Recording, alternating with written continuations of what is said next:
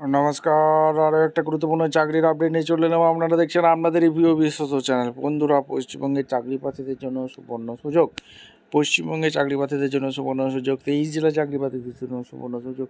Peon পোস্টে নতুন করে কর্মী নিয়োগের বিজ্ঞপ্তি প্রকাশিত হয়েছে। ফর্ম জমা নিচ্ছে, একটা ফর্ম ফিল আপ করতে হবে, অ্যাপ্লিকেশন ফর্ম, যেখানে 8% নিয়োগ হচ্ছে। 18,000 টাকা বেতন। কীভাবে আবেদন করবে এই প্রতিবেদনেই বলে দেবো। তার জন্য ভিডিওটা মনোযোগ দিয়ে দেখতে হবে, জানতে হবে, বুঝতে হবে।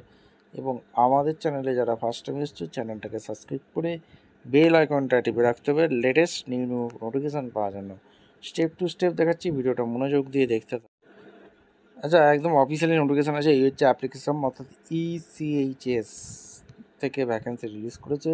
কোন পোস্টের জন্য আবেদন করছো? Name, date of birth, gender, postal address, mobile number, email ID, qualification যা যা আছে, year passing, place posting, work experience যা যা আছে, এখানে তোমাদের সমস্ত কিছু দিতে হবে। Declaration, date, place, signature. এবার কোন পোস্টে নিয়োগ করছে এক করে তোমাদের বলেছি। MED অফিসার পদে নিয়োগ হচ্ছে, যেটা হচ্ছে তোমাদের এখানে এজ লিমিট এখানে বলে দিয়েছে। আর MBBS পাস লাগছে, 5 বছরের ওয়ার্কিং এক্সপিরিয়েন্স লাগছে। Disable, MBBS PG qualification experience 10 years experience থাকলে আবেদন করতে পারবে।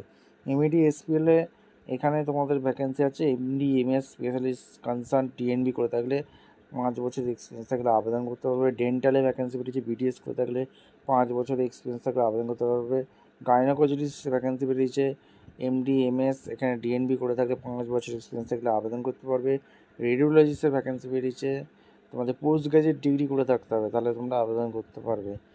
এখানে তোমাদের OIC ডিপার্টমেন্টে গ্র্যাজুয়েট পাস থাকলে 5 বছরের এক্সপিরিয়েন্স থাকলে আবেদন করতে পারবে। এডুকেশনে 100, এখানে তোমাদের মিনিমাম 5 বছরের এক্সপিরিয়েন্স থাকবে, ডিপ্লোমা করে থাকতে হবে।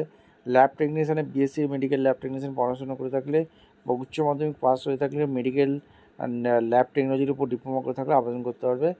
3 বছরের অভিজ্ঞতা দিয়েছে। ল্যাব অ্যাসিস্ট্যান্টের জন্য ডিএমএড ক্লাস মানে ল্যাবরেটরি টেকনিশিয়ান কোর্স করে থাকতে হবে। আর্ম ফোর্সে মিনিমাম 5 বছরের এক্সপিরিয়েন্স লাগবে ল্যাবরেটরি, ঠিক আছে। এবং ফিজিওথেরাপিস্ট, সেখানে ডিপ্লোমা ফিজিওথেরাপি কোর্স করে থাকলে আর্ম ফোর্সে আবেদন করতে পারবে, মিনিমাম 5 ইয়ার্স এক্সপিরিয়েন্স লাগবে। ফার্মাসিস্টের ভ্যাকেন্সি হচ্ছে B ফার্মা করে থাকলে ওর উচ্চ মাধ্যমিক পাস হয়ে থাকলেও আবেদন করতে পারবে, 3 বছরের এক্সপিরিয়েন্স লাগবে।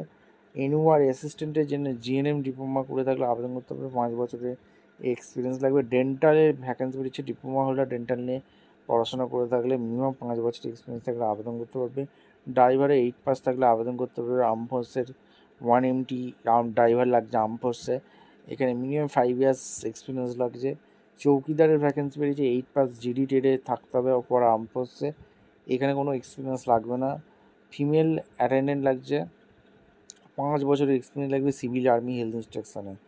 পিওন লাগছে, এডুকেশন ক্লাস 8 ফর GD টেট আর্ম ফোর্সে থাকতে হবে, মিনিমাম 5 বছরের এক্সপিরিয়েন্স লাগবে। সাফাইওয়ালাতে এখানে 5 বছরের এক্সপিরিয়েন্স লাগবে। ভিডিওটা ভালো লাগলে একটা লাইক, কমেন্ট, শেয়ার করে সাবস্ক্রাইব করে বেল আইকনটা টিপে রাখা। দেখা হচ্ছে কোনো পরবর্তী ভিডিও। ধন্যবাদ।